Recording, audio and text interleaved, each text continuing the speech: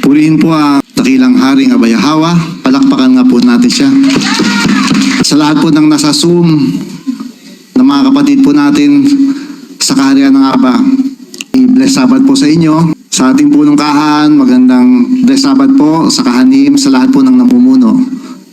Ito po yung tatalakayin ngayong gabi. Ang title ay Daan ng Tagumpay. Ako naniniwala na walang taong gustong mabigo. Tama ba? Diba? Lahat tayo gusto natin magtagumpay. Lahat ay nagsisikap dahil gusto nilang meron silang marating at may maabot.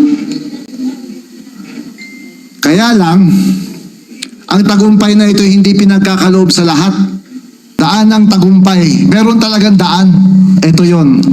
Ang mga pagtitiis at pagdadalisay ay daan ng tagumpay. Ang pagtitiis at pagdadalisay or purification, ito lamang po ang daan upang ikaw ay magtagumpay. Wala nang iba. At ang pagtitiis na yan ay tinuturo po sa salita ng Abayahawa. Ito po ay nasa aklat ni Sirach.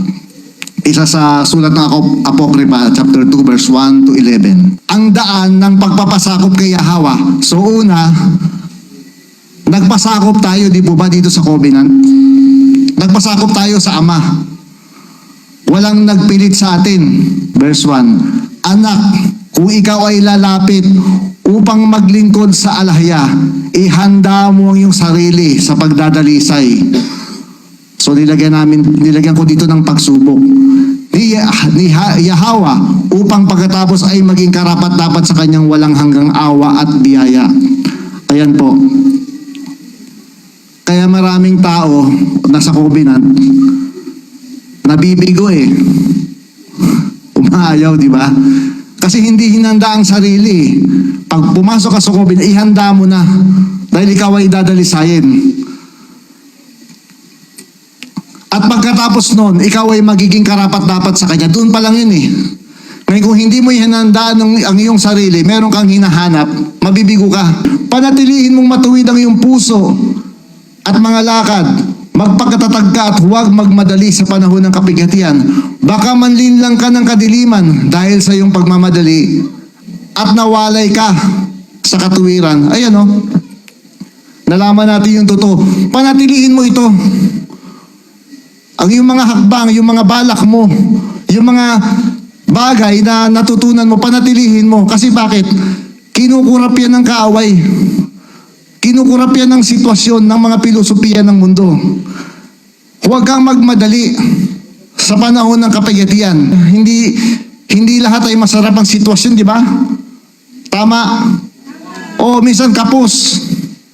Minsan, ano na naman yan? Gastos pa naman. Ano na naman? Yan ay pansamantala lang mga kapatid. Tinutuwid lang yung puso natin. Manangan ka sa kanya at huwag humiwalay upang ikaw ay dakilait sa wakas ng pagsubok at init ng apoy. Ito nga ang iyong tagumpay na inilian ni Yahweh na gantimpala sa mga tapat. So nilagyan ko ng close and open parenthesis yung paliwanag po doon na naintindihan namin. Ikaw ay dadakilain. Hindi ibig sabihin ikaw ay sasambay na po. Hindi. Ibig sabihin, kikilalanin ang iyong, i-appreciate ang iyong pagsunod, yung iyong ginawa. Aalalahanin yung ginawa mo sa susunod na panahon at gagantimpalaan ng Abayahawa. Ayan po. May mga pagtutuwid po. May mga pag-uusig din, mga kapatid. Sa pagdadalisay at pagtutuwid, nakakaranas tayo niyan. Tanggapin mo ang anumang darating sa iyo at magpakatatag ka o magtiis sa mga pagbabago ng iyong buhay o kapalaran. Kasi tayo, magaling lang tayo pag positive Dapat yung negative, kaya nating i-handle. Kung yan ay pagtutuwid sa iyo, tanggapin mo. Yun lang, naloko ko ay talagang salamat sa Aba. Hindi yan madali. Pero kailangan mong tanggapin kung ano yung nangyari. Bakit? Kasi Aba is in control of your life. Alam niya yung nangyayari sa'yo. Sa verse 5, ang ginto ay sinusubok sa apoy at ang mga taong kalugod-lugod ay sa pugon ng kapigatian. Tingnan nyo, dinugtong siya ni Sirach yung naintindihan niya. Di ba? Narinig natin tayo ay treasured possession. Tama? Tulad tayo sa ginto Di ba? At sinusubok ang ginto. Kaya marami tayong pagsubok at pagtutuwid. Kasi bakit? Marami pa tayong latak. Tama ba? Di ba yung ginto na pinupurify, di ba? May lumalabas dyan na latak. Tama ba? Ang mga taong kalugod-lugod, nalulugod siya sa atin. Bakit? Kasi tumugon tayo eh. Nandito nalulugod siya sa atin. Pero hindi pa siya lubusang nalulugod. Hindi pa siya talagang natutuwa. Nalulugod lang siya dahil nagpapatuloy ka. Kaya kailangan mo pang dumaan sa pagdadalisay. Verse 6, magtiwala ka sa Kanya at tutulungan ka. Itutuwid niya ang iyong mga lakad at umasa ka sa Kanya. Ayan mga kapatid, magtiwala daw tayo sa Kanya dahil ang tulong ay galing sa Abayahawa. Itutuwid niya ang iyong mga lakad at tayo'y umasa, makakaasa sa Kanya. Ang daan ng pananatili kay Yahweh. Yan. Kayong may takot kay Yahweh, hintayin ninyo ang Kanyang awa. Huwag kayong lilihis, baka kayo mahulog. Ang takot natin, magkasala tayo, di ba? Yung may mga takot na magkasala, salamat doon. Yun ang maganda eh. Yung may mga respeto na takot sa ating Abayahawa, kaya sabi niya, intayin ninyo. Intayin, ibig sabihin, daanan mo lang, nagtitiis ka, di ba? Sa sitwasyon, huwag kang shortcut. Intayin mo lang, lilipas din yun. Kung ikaw ay mapapahiya, kung ikaw ay masasaway, intayin mo, palampasin mo lang yun. So yun kayong may takot kay Yahweh, magtiwala kayo sa Kanya at ang iyong gantimpala ay hindi mawawala. O tingnan nyo, dadaanan mo lang yun. Yung gantimpala mo hindi mawawala. Yada. Verse 9, kayong may takot kay Yahweh, umasa kayo sa mabuti, sa walang hanggang kagalakan at awa. Ibig sabihin, positive thinker tayong lahat. Minsan kinakapos ka sa pagkain, di ba? Kasi minsan masyado tayo matakaw eh. Tumataas yung presyo natin. Pasalamatan mo yun. Bakit? Hindi tataas ang iyong kolesterol. Hindi tataas. Salamat sa above. Nabitin ako ngayon. Hindi. Malusog ako. Yada. Magtiwala tayo sa Kanya. Siya kasi ang nibibigay ng galak eh. Ang pananalig sa mga patotoo ng kasaysayan. Paniwalaan po natin yung kasaysayan mga kapatid. Sabi dito ni Sirach Sadjis, alalahanin ninyo ang mga sinaunang salinlahi at pag-isipan ninyo o pagmuni-muni ninyo. May nagtiwala ba sa alahaya at napahiya? O may nanatili ba sa kanyang takot at pinabayaan?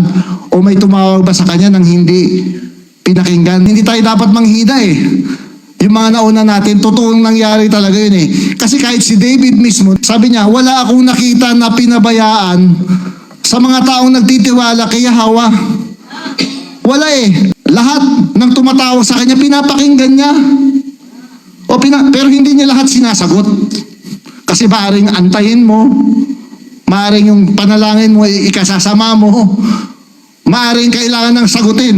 Ganun lang yun mga kapatid eh. Kasi makatarungan ng Aba sa mga tumatawag sa Kanya.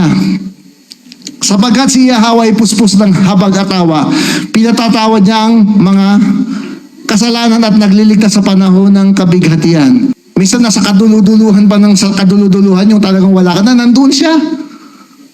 Nandun siya, bakit? Kasi bakit? Gusto niya yung pananalig mo ay lumaki. Kaya akala mo iniwan ka, hindi. Ikaw nga nang iiwan sa Kanya eh. Diba? Nandoon siya sa dulo ng iyong buhay.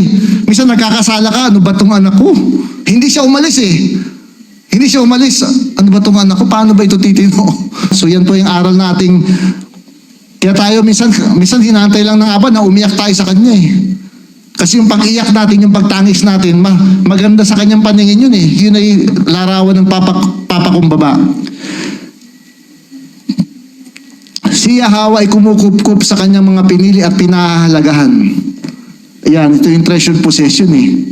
Tingnan ninyo, doon sa verse 1. Di ba may binanggit doon? Tingnan ninyo, ang sabi doon, anak. Di ba? Meron bang anak na hindi sinasaway? Sige nga. Kaya tayo sinasaway, kaya tayo itinutuwi. Dahil tayo ay tinatawag na anak. Tayo ay mga anak, mga kapatid.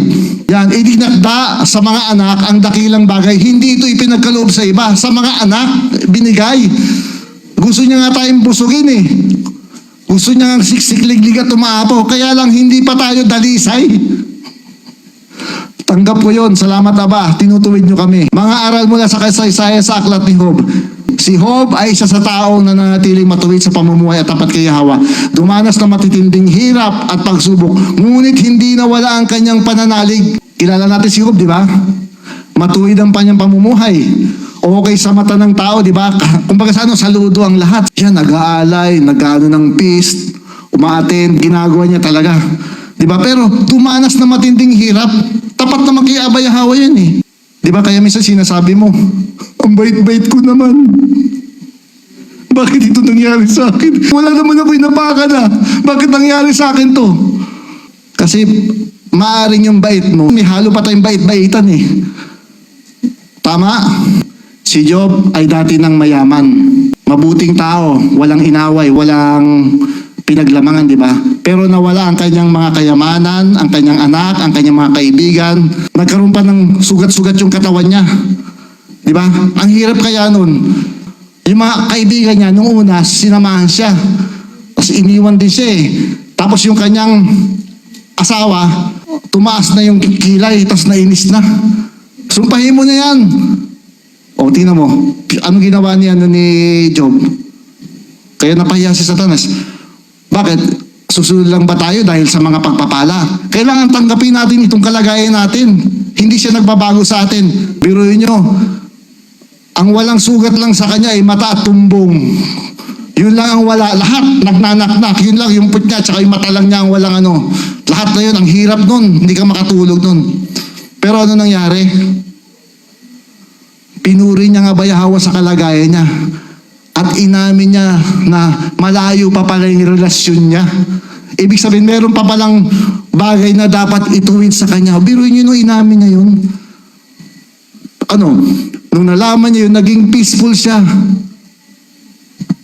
Naituwid siya ngayon. Yung konting pagkilala niya sa sarili niya, nawala. Nakita niya na ang Abay Yahweh lang ang may karapatan sa lahat ng bagay, pati sa kanyang buhay. Walang narinig na sumpa ang Abay Yahweh sa buhay niya. Pagkatapos nun,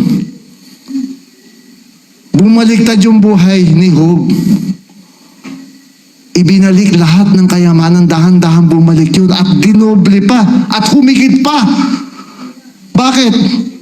Kasi kay Abba lahat galing yun. Kaya ganun din tayo. Nawala man ang maraming bagay, manatili tayo sa pagdadalisay.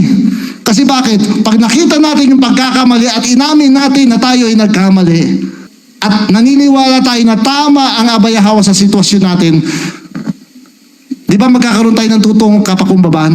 Kaya kung tayo ay magrereklamo, tayo ay ayaw magpatuwid, ayaw magpadalisay, mapapahiya tayo sa buhay. Lahat kasi ng mga lingkod na ito, nung naipasa nila yung pagdadalisay, yung panahon ng pagdadalisay, nagtagumpay silang lahat. At ganun din ang mangyayari sa atin. Ang proseso natin ay napakaikli na lang eh. Aamin ka na lang sa kasalanan mo. Magiging tapat ka na lang sa maliliit na bagay. Konti na lang eh. Wala na dito magnanakdak ang katawan eh. Wala na eh. Kasi naghihirap na sila. Kaya ipagpatuloy natin yung pagdadalisay nito ay maging matatag tayo mga kapatid. Ayaw ng Aba na mapapahiya siya sa atin. Kaya tayo tinutuwid mga kapatid. Yun lang yun. Yan na ba? Ipipresent niya ito eh, kasi ang mundo ay pagulo na eh. Ngayon tayo, kasabay din ng purification natin. Bakit? Ipipresent tayo. Lahat ng latak sa atin tatanggalin. Darating yan. Totoo ang sinasabi ng scripture. Huwag tayong mag-shortcut. Mga kapatid, yan na po ba? Marami na ako nasabi. Be blessed po.